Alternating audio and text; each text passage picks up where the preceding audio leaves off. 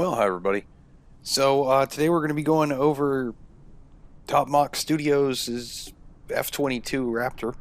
Uh, the usual stuff. We'll run through some of the features, get it started, take it off and land it, and then do a short review on it, and that'll pretty much be it for the day. So let's go ahead and get started here. Alrighty, well, here we are on the F-22, and it looks really quite good in here. So we're going to run through the features real quick. Now, most of the features in this plane are things like the ladder, engine covers, shocks, stuff like that. But either way, we will have to turn them off to actually get the plane started. So we'll need to come over here to the battery switch, and we'll turn the battery on, which is kind of on the right side, a little bit in front of the stick. And then we'll need to come to your main display. We need to click on Menu, then we need to click on Configuration and Sim. And that'll bring up this page here. And this is split into two sections. So the left side is per session options, and the right side is persistent options. Now, anything in here that is white is on, and anything that is blue is off. So we'll run through the per session options. Basically, this is anything that you can change in the flight that you're in currently. So we're going to go ahead and turn off the chocks and the engine covers and the ladder and everything like that. And then we've got page 2, which is also where you can remove the weapons if you want. Now, persistent options are basically how the plane is going to start your flight. So if you want to come in here and you don't want to have the chocks on, the ladder on, or anything like that, you basically just want to come in here and start the plane, you'll need to uncheck all of these, and then the next time you start the flight, you won't have to deal with any of that. Page 2 is where your drop tanks are. Now, in order to actually get the drop tanks removed or enabled or disabled or enabled, you will have to actually restart the flight. I kind of do wish that they had made this a per session option, but either way, it works out pretty well. You just have to restart the flight once you set it up.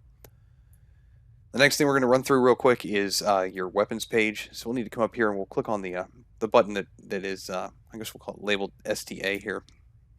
And that'll bring up the weapons page, and we can open up the bay doors for the missiles, and we can have a look at them if we want. Now, it is kind of neat on the ground. This whole animation thing on the outside takes about, I don't know, about maybe about 10 seconds or so.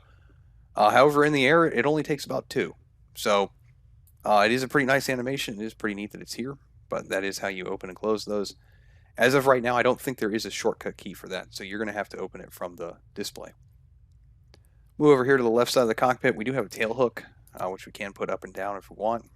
And we have the switch over here to open and close the mid-air refueling door if we want, so we'll just do that. And then back here behind the throttle, we have the fly-by-wire toggle switch. Now, by default, I'm pretty sure it's already in auto. You can flip it down, which is off, even though it kind of says on here. I will say that it's not terribly difficult to control. It's by no means unflyable if it's out of fly-by-wire. You just might have to be a little bit more precise with things. If you want to toggle this on and off while you're flying, I'd go ahead and map toggle water rudder to something that's relatively easy to access while you're flying, because you can get some pretty neat maneuvers out of this thing by flipping between the modes. So, but that's pretty much it for the features in this plane. Unfortunately, we can't use the ejection seat, but I'm not expecting that to ever work. So we'll just kind of move on to the next section here, and alrighty. So we'll go ahead and get this thing started.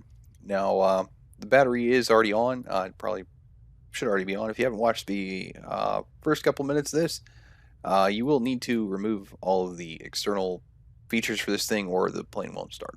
So now I'm not going to do this necessarily in I guess the proper order. I'm going to do it the fastest way I possibly can so that this doesn't take too long. So what we'll want to do is come over here to the left side of the cockpit, kind of in front of the throttle. We'll want to turn the APU on. Then we'll go ahead and turn the left and the right generators on. Now, we have the engine page up here. If for whatever reason this is not your engine page, or your engine page is not displayed anywhere on any of these displays, we'll just need to come up here and click on Menu, and then click on Engine again, or click on Engine, and it'll bring this up. And then once we're in here, to actually get it started, we'll need to click on Control. We've got a couple of new options here, which is Pump, Ignition, and Start. We'll need to click on all 3 of these.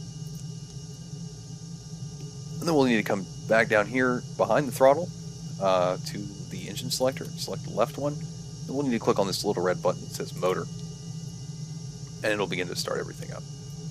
Now, I'm not going to make you sit through this entire process because it does take a little bit of time. It's not incredibly long, but in the interest of time, there's no real reason to sit through it.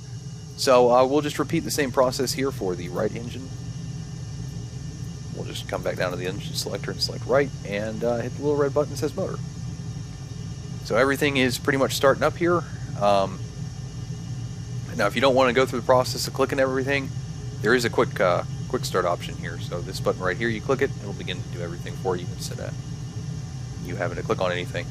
So we'll go ahead and close the canopy, and then I will see you all back here when I get out to the runway, and all of this has gotten warmed up, and we're good to go. So, see you all in a second. Alrighty. Well, we're going to go ahead and take off here. Before we do that, though, there's a couple things I'm going to talk about. One of which is how this thing taxis, and it actually taxis really well. It has a really tight turning radius. Not going to run into any problems taxiing it. I guess if you're not really kind of paying attention to it, it might get away from you a little bit in terms of its speed. It does kind of like to get up and go. But other than that, it's really easy one to control on the ground here. But we're pretty much just going to take off here, and I'm not going to come back and land at my airport because I've tried to do that a couple times today, and it has not gone very well. Either I clip the trees behind me, or I end up running into the trees in front of me. So I found this little airport. It's not too far away from where I am, and it's a little bit longer. And I'm gonna be completely honest here. Nothing is really all that far away from this plane because it is incredibly fast. So we've pretty much gotten everything out of the way here. It's not terribly difficult to take off or land. You don't need that much room to take off. You might need a little bit more room to land.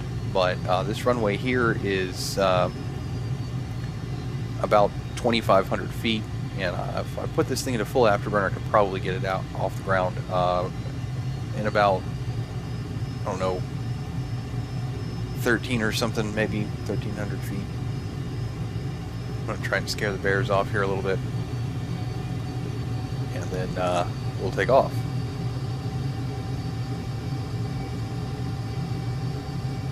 All right.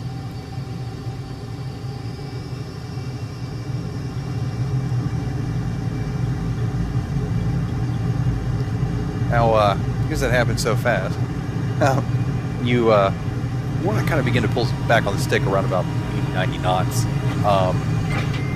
And it should probably lift off, I don't know, around 150 knots. But we are up in the air. Didn't take any time, and we're going to be at that airport here in about a minute and a half, maybe two. So, as far as how this thing flies, it is actually quite fun to fly. It's very, very stable. If fly-by-wire is off, it might be maybe a little bit squirrely, but other than that, it's pretty nice. The only thing I will say about it is that it does feel kind of light. Like, it doesn't feel like there's really any weight behind the plane. But other than that, that's the only thing I really noticed. Now, it does climb, it does roll, and it does turn very well. So it's also fun for that. Now, some of the things this plane can do, I know the F-22 can do in real life. This one might actually push that a little bit more into the realm of absurdity than realism, but it's still quite a bit of fun. So either way, so we're pretty much here, and we're gonna line up here and come in for a landing. Now, as far as fuel consumption on this thing, if you put this thing into afterburner at a low altitude, it's just going to drink fuel, and you're going to be out of fuel in probably 5 minutes, maybe a little bit longer. But it's not going to take you any time, at least, you know, at low altitudes, to burn your fuel up.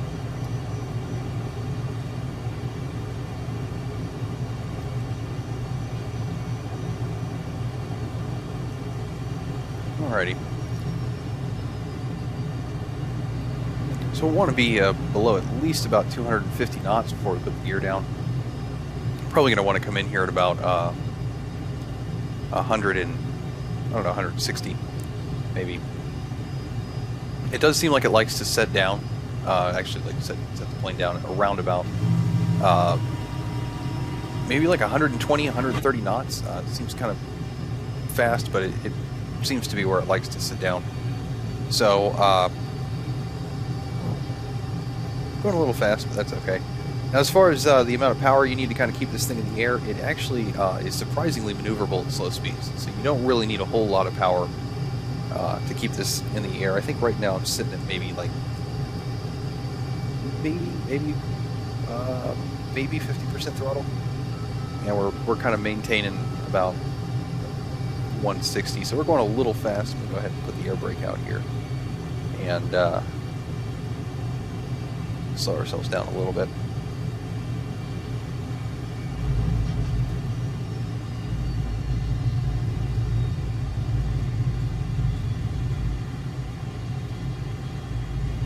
Alrighty, well, we got on the ground here. It has pretty good brakes, so there's not a big deal with that. As long as you don't run into the problem I have at my runway with the trees, you should probably be able to land at a pretty short airport. But that's pretty much it. So we're going to run into the review here, and that'll be it for today. Alrighty, so the Top Mach Studios F-22 is available for purchase at justflight.com. It's about $36. You get two variants of the F-22. One has fly-by-wire, the other one doesn't. The no fly-by-wire variant is kind of squirrely, but visually you won't be able to tell the difference between the two. To start off here, the model and texture quality for the exterior are really good. There may be one or two tiny imperfections, but you really have to look for them, and you might need to be in the drone camera to see it. I didn't notice them when I was in the exterior camera. Really only noticed it when I went into the drone camera to actually look for things. The cockpit's model and texture quality are again really good. I will say I like the HUD in this one. It still suffers from the Microsoft Flight Simulator HUD problem, but at least it is easy to read. So overall, the interior and the exterior model and texture quality are really good, and I really don't have any complaints for this one. So as far as the sound effects go, no complaints. The sound quality is nice, crisp, everything comes through clear. The gear retracting sound effect kind of stood out to me. It sounded very mechanical, and I actually did quite like it. The sonic boom sound effects are pretty much like the Dark Star of the F-18. Overall, the engine noises are pretty good. The only thing I thought was missing is that there isn't a sound effect when the canopy closes, but that's really about it. So overall, the sound effects are actually quite good. Now, the features and effects are good. I'm not going to talk about the static stuff that comes with it. It's always nice when they put it in here, but there's no real reason to discuss it. The effects are quite good on the F-22. Now, unfortunately, for some reason, the Microsoft Flight Simulator replay wouldn't record anything other than the Mach cone, so I couldn't really demonstrate it in showcase mode, but they are there. The afterburners look really good, especially for Microsoft Flight Simulator, and at night they look really nice. The lighting on the plane also looks really good, interior, exterior, both of them, especially at night. The missiles and bay doors I thought were a real nice touch. The animation for the doors, thrust vectoring nozzles, and everything else is pretty good.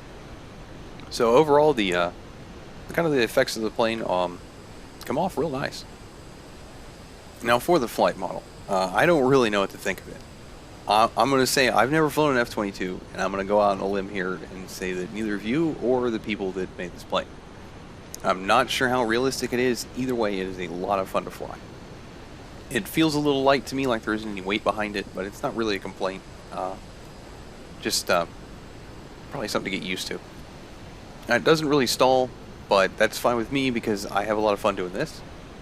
And now the only thing I would change, I kind of would hope that they would change, is that I would like to have control over my flaps. But that's really about the only thing. And it's certainly not a deal breaker. It doesn't seem to really affect anything. I don't really have a problem not having control over it. Just kind of nice. So overall, it's a lot of fun, but again, I don't know how realistic it is. Sometimes it seems a little absurd what I can do in this thing, but that's also kind of part of the fun of it, so I kind of hope they don't change it. So overall, I really quite like this one. It looks good, it sounds good, it's an incredible amount of fun to fly. At least I have a lot of fun flying it. Now, it has actually displaced my kind of go-to military jet in this game, so unfortunately or fortunately, depending upon how you want to look at it, I'm going to retire the F-14 for a while. Now, I was looking around in the manual, and did say that they spent about 2 years working on this thing, and I have to say it does show. It really is a pretty good one. So, that's pretty much going to be it here. I'm pretty much going to sign off here. I'm going to go hop in the F-22, and I'm going to go, dance around some airports or screw around in it, do whatever. But thanks for watching, everybody, and I'll see y'all next time.